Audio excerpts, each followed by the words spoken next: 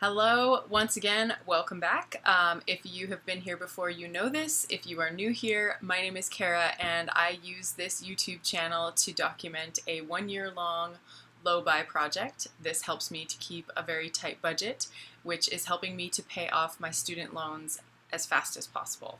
I always check in at the end of the month and share what I've managed to pay on my debts this month and how the low buy project is going. And so at the end of June, I had checked in about how I wasn't completely satisfied with my performance, and so I took that mid-year opportunity to evaluate my low buy, and I made some changes to the rules. And so now I'm in sort of the low buy 2.0 for 1 month, and I actually think that those changes really helped.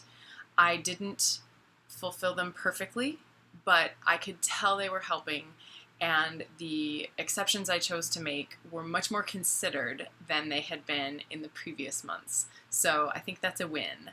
I'm kind of trying to decide where to start. So we'll just start. This month I paid $2,175 towards debt, and that represented 67% of my income this month. And while my goal has always been 75%, that's a hard goal to make, and my income is fairly modest, and it varies ever so slightly from month to month. This month I actually had several side jobs, but I had some impulse buying to recover from June.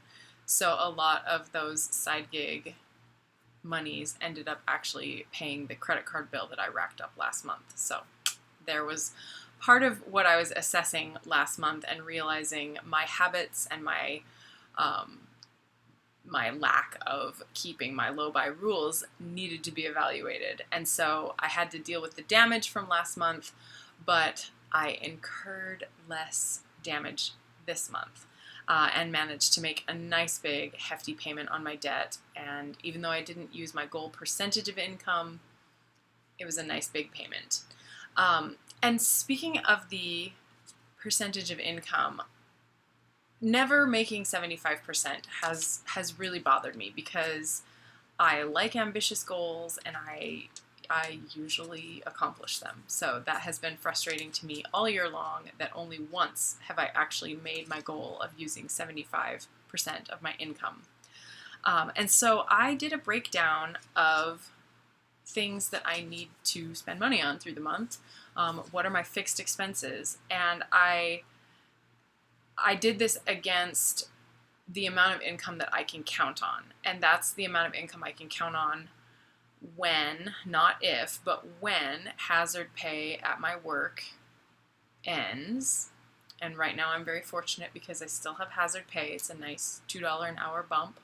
But at some point that will stop and I will go back to my normal wage. And at that normal wage, this is the amount of money I can count on if I work 40 hours in the week, which is pretty easy to do. It's a busy job. So then I took my fixed expenses and I really looked at, against that income that I can count on as long as I'm employed, what are the actual percentages? And it was great to see, and it was also kind of a wake-up call. Like, why didn't I think of it this way earlier? And I could have saved myself a little bit of grief, because all of these things that I am committed to spending every month, whether I must or I'm setting aside that money for a good purpose, it adds up to 32% of my net income. And now if 32% must be spent, then there's no way there's 75% left to pay debt. And so it just was a neat reality check, and it's just a good exercise. So I realized that things like I set aside $25 every month for Christmas, because when December comes, I want to be able to comfortably go and look for gifts for my family members and know that there's money for Christmas. I don't have to panic in December. However, that's 1.3% of my income. So to finally see that in perspective and be like, okay, well, that's 1.3%, and I can continue choosing to use that to have a nice Christmas, which it's really fun, and I like being able to participate in Christmas and to, if I attended Christmas with my family, it would be fine. And if I didn't bring gifts, it would be fine. And they have never ever said that I must. But I would be ashamed. I would be ashamed. And that's not something I want to deal with. And so I make a plan, and I'm going to set aside money for Christmas, and that way I don't face that emotional event. I would, of course, have a wonderful time with my family, and we would have the meal, we would hang out together, it would be wonderful, but I want to be able to participate fully and give gifts. But that means 1.3% of my budget is claimed in that way. There are other things that I must do, such as buy food and pay my rent, and together those are 20% of what I make. I make a few donations to things that, yes, I'm in debt, but I find these things essential. One of them is my church, and the other one is that I make a donation every month to the Savory Institute. And I've mentioned the Savory Institute in the past. They are an organization that educates and works with food producers around the world, helping food producers adopt holistic management and regenerative practices so that the way they produce food is building their soil rather than basically strip mining it for the nutrients and leaving the soil depleted until it's, dirt. I find that essential. I'm going to give money to that. However, when I look at that choice, then I now have the way to assess that. Let's see. Yeah, those gifts add up to 3% of my income. So there's 3% that I choose to use that way. And seeing it this way and knowing that sometimes I miss my goal by 3 or 4%, to know that it's the matter of, well, if I had not given money to Savory, if I had not given money to my church, if I had not set money aside for Christmas, that's where that final push to 75% might have to come from. And so it's just good to see that's what the choice is. That's what the choice is. And right now I'm choosing to continue setting money towards Christmas, giving money to these organizations that I find essential. So this little breakdown of my cost of living. I realize you can't see that. The focus is all off. But my list of fixed expenses are rent, food, my church, setting aside money for my vehicle insurance so that when the bill is due, I'm ready to pay it. Gas. I get 1 tank of gas in a month, and most of the time that works out. I have to pay $1 to Apple to keep just using and having my music storage and all that. Like, it's my music, right? Whatever. So there's this $1 that they take every month. The Savory Institute, paying for my phone, putting aside money for Christmas. And then the new aspect of my low buy is that I have an allowance. And so the allowance is 2% of my monthly income. So it was just a cool thing to break down and see that of the wages that I know I can count on, 32% of that amount is spoken for. Now, the good thing is that right now with hazard pay, I can bet that I will have more than this, and that money is certainly going on to my debt. And I have a higher percentage possible if I'm not fixing past mistakes.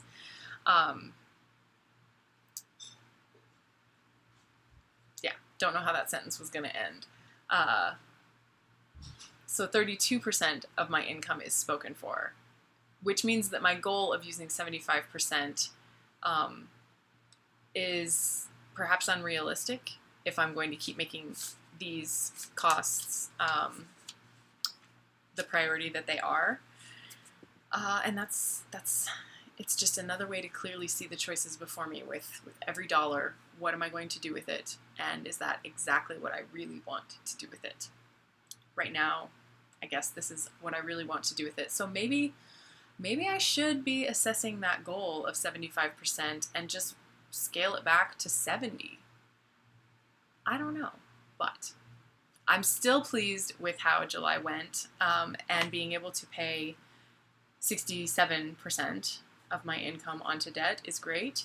And the fact that the payment was $2,175 felt great. So some side gig money did end up going onto debt, as well as covering up the credit card bill that I racked up in June. Something that's been ongoing since the CARES Act was passed, and about 4 or 5 weeks after that, I realized and understood that, oh yes, there's this really important part that applies to me, which is that loans held by the U.S. Department of Education have 0 interest. And that's really great because my larger balance had a higher interest rate, and right now, that interest is not happening. It's awesome. And so I made a goal and a short-term challenge to myself that I would pay off $10,000 of debt while there's no interest. So I'm just going to crush at least $10,000 of that principal. And it's working. And I've been so encouraged by this short-term challenge that not hitting my income percentage goal doesn't bother me as much, because this shorter-term sort of sprint is working. And so, yeah, by paying $2,175 this month, I only have $2,765 to go. And I'm pretty sure that in August and September, I have 2 months left. I am pretty sure that I can pay more than that, and I can really crush this 10K challenge that I set for myself. So I'm pleased about that. So the 10K challenge is going very, very well, even if I'm not hitting the income percentage goal exactly. How am I feeling about my new low-buy rules? Well, I've already mentioned that I think it does work better. I have had a lot less of the mental game of, am I going to break my rules or not? Am I going to break my rules or not? Am I going to make an impulse buy, or am I going to resist it? It has been easier to just have an allowance and accept that there will be that much money spent on all the stupid things that cross my mind. But that limits the amount of damage that I do. So, yeah, I'm enjoying the way the new low-buy rules work, and I think it will be good to give it a few more months and see what kind of more sustained pattern develops. But right now, I think I've hacked myself pretty well. I always promise that I'm going to tell you a few things when I do a check-in. We did that. We did that. We did that. The last thing I'm going to tell you about is where we're going next. And for the month of August, I don't know.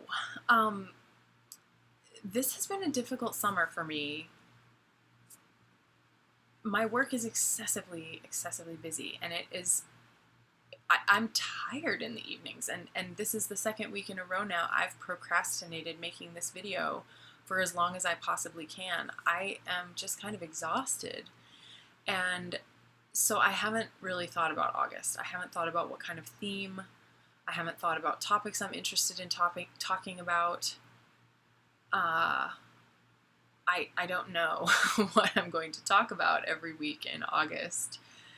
I might do a weekly blow-by-blow of how it's going keeping the rules, or I don't know. I don't want to just keep talking about, say, being a carnivore, because that got a lot of attention, a lot more than my videos usually get.